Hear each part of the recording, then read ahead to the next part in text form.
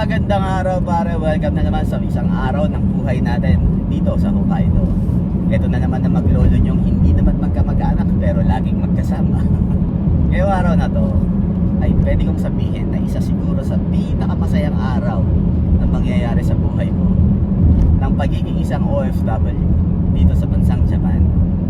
O kahit sa hindi naman dito sa Japan, kahit sa parte ka ng mundo, kapag OFW ka, kung mangyayari sa akin ngayong araw na to, siguro pwede na nating sabihin isa sa pinakamasayang araw natin.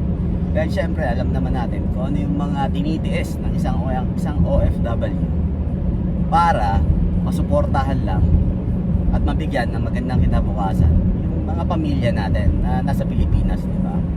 Pero ngayong araw na to, iba, excited ako dahil yung mga tinitiis nating bagay katulad ng lungkot, pagod sa trabaho, homesick, at syempre yung pangungulila sa pamilya. Yung malayo yung pamilya, malayo ka sa pamilya mo, yun yung number one na pinaka mahirap para sa isang OFW na katulad natin. Pero ngayong araw na to iba, dahil yung mangyayari ngayong araw na to ang isa sa pinaka masayang araw na mangyayari sa buhay ko ngayon. Kung ano yan, malalaman natin mamaya. Ang isa sa mga nagpapasaya sa mga OFW katulad ko ay kapag nandito ka sa lugar na to, nagtutulak ka ng sarili mong bagahe. Isa yan. Pangalawa ay ang pagtanggap ng buwan ng sweldo. Diba isa yan sa pinakamasaya kapag nahawakan mo na yung pinaghirapan mo ng isang buong buwan. Isa yan sa mga pinakamasayang araw.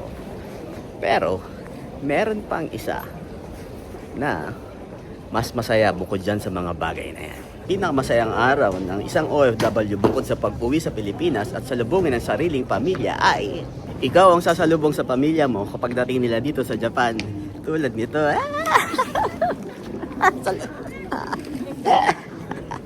Sombrero ko. Sino yan? Sino yan? Wala, nag-record.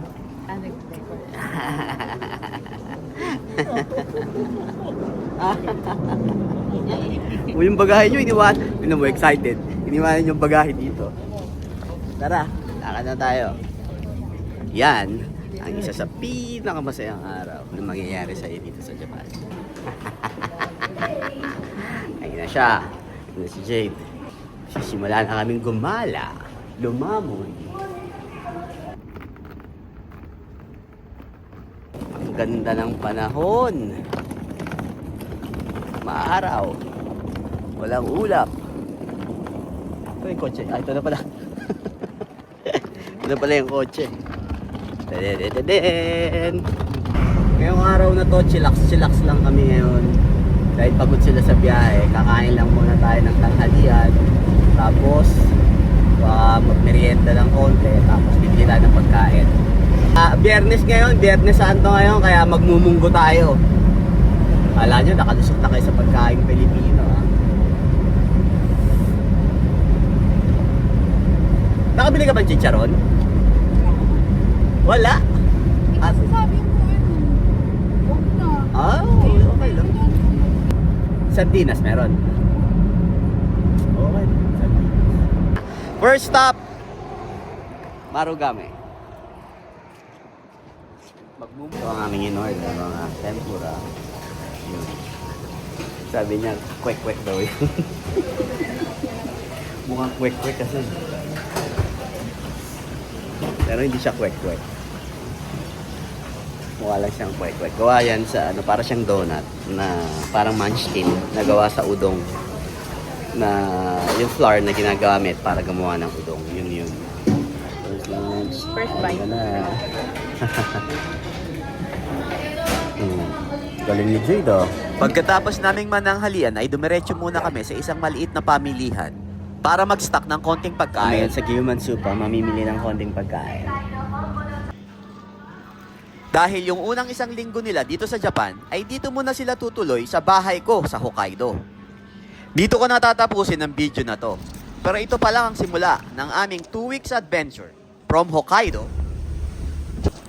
paglibot sa magagandang lugar sa Tokyo, pagpunta at pagdarasal sa mga sagradong templo at maranasang mag-bus papuntang Osaka para makita ang mga nagagandahang ilaw, lalong-lalo na ang pinakasikat na si Glicoman. At hindi rin namin palalampasin na mapakain ng mga magagalang na usan ng Nara, maglakad-lakad sa Kyoto para makita ang mga sagradong templo. Kaya hanggang dito na lang muna. Kita-kita tayo sa susunod na video. Bye!